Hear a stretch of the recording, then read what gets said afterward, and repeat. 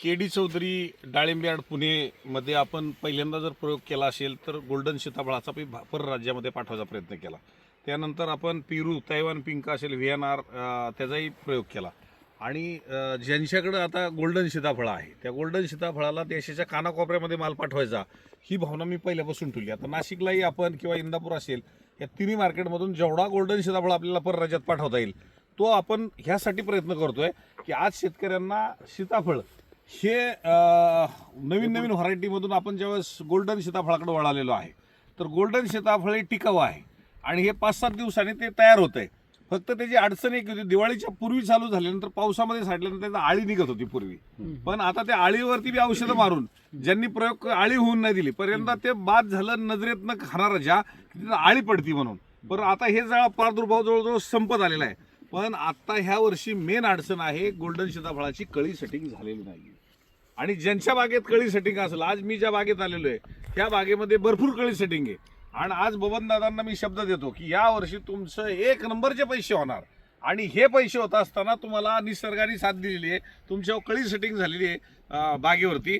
आणि तुम्हाला मार्केटिंगमध्ये जिथेही तुम्ही पाठवत असाल, पाठवणार आहे किंवा आमच्या पुण्याकडे जरी तुमचा हे आला तरी किंवा जाग्यावर द्यायचा प्रयत्न झाला तर जसं आपण डाळिंबामध्ये प्रयोग करतोय की फसू नये म्हणून आमच्या युट्यूब चॅनलचा एक होतो, मी गोल्डन सीताफळाला जास्त प्राधान्य देऊन त्याही शेतकऱ्यांना न्याय देण्याचा प्रयत्न करेल.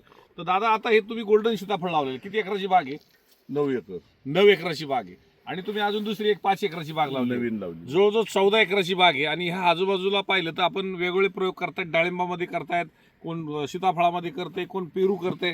पण हे जे गोल्डन सीताफळ किती वर्षाची बाग झालेली?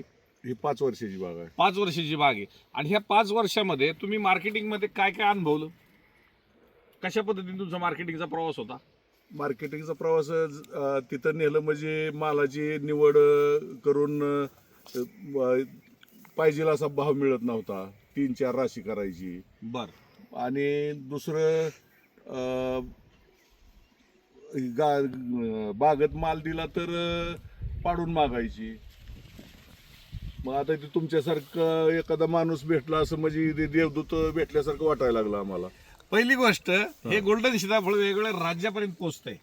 आणि म्हणून आम्हाला एक वरदान म्हणजे आपल्या सर्वांना वरदान आहे की तो आपण वेगवेगळ्या राज्यामध्ये पोहोचत असताना स्थानिक जर कोण व्यापारी मागत असेल तो योग्य मागतोय का अयोग्य मागतोय. परंतु योग्य मागताना जशी डाळिंबाची बाग एका टायमिंगला खाली होती तशी सीताफळाची होणार नाही होत. कारण ह्याची कळी जी सेटिंग आहे, काही मोठे आहेत काही बारीक आहेत. आता तुमच्या 15-20 दिवसात ती बाग चालू होणार आहे. होय. पण शेवटचं तुम्हाला ते जानेवारी पर्यंत किंवा जानेवारी एंड पर्यंत, जानेवारी अजून फुलं निघतात तर तुम्हाला मार्केटिंगच करणं गरजेचं आहे. आणि मार्केटिंग मध्ये करताना जसं तुम्ही आता ज्या राशीमध्ये आपल्याला निवडायचे तो जर आपण व्यवस्थित निवडलं आणि त्या पद्धतीने आपल्याला मार्केटिंग जर करता आलं तर आता कॅरेटमध्ये आणतो आपण, कॅरेटमध्ये पलटी करतो त्यावेळेस त्याला स्क्रॅच येतात, खराब होतं. तर उद्या मी त्याचा एक पॅटर्न तयार करतो. मी ज्यावेळेस याचे बॉक्समध्ये जर आपण एक 10 किलोचे बॉक्स, हे 10 किलोच्या बॉक्समध्ये जर आपण माल इथनच तयार केला आणि तो आहे असाच जर वेगवेगळ्या राज्यामध्ये पाठवला तर मला असं वाटतंय तुमच्या मिळणाऱ्या रेटमधून अजून आम्ही कसे काय रेट वाढवू शकतो. म्हणजे 10 रुपये किलो, हा मी तेच सांगतो. आता 10 रुपये किलोला जर तुमची वाढ झाली तर 100 रुपये तुमची वाढ व्हायला पाहिजे. आणि 10-20 रुपयाचा बॉक्स गेला चालेल तरी 70-80 रुपये एका बॉक्सने आपल्याला वाढवून दिले पाहिजे. हा माझा प्रयत्न असेल.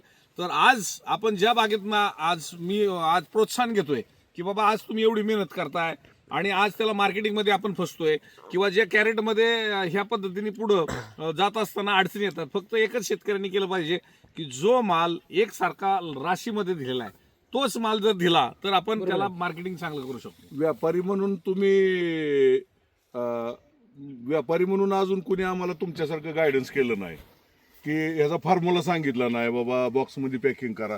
व्यापाऱ्यात पहिला नंबर तुमचा लागतो का तर तुम्ही काय म्हणला की बाबा बॉक्स पॅकिंग करा, क्रॅश येते तर ह्याच्यात नेऊ नका. असा फायदा करणारा व्यापारी जर म्हणलं तर व्यापारीच वाटत नाही, तुम्ही खानदानी शेतकरीच वाटता आम्हाला. मुळात आम्ही शेतकरीच आहे आणि नंतर आडते आहे. पण मी ह्याच्यामध्ये आता आकर्षक असा एक बॉक्स तयार करून घेतो. तो बॉक्स माझ्याकडनंच विक्रीला देतो ना नफा ना तोट्यावरती. म्हणजे तुम्हाला कुठल्या तरी बॉक्समध्ये माल भरावा आणि मग त्याला गोल्डन सीताफळ करावं तर मी त्याचं बॉक्सचं पॅकिंग हे स्वतः पहिल्यांदा तयार करतो. के.डी.सी. मार्काने तो ऑल 4-6 राज्यामध्ये पोहोचवतो. आणि उद्या खाणाऱ्यांनी म्हणलं पाहिजे के.डी.सी.चाच आम्हाला सीताफळ गोल्डन सीताफळ पाहिजे, वरपासून तळापर्यंत एकसारखा.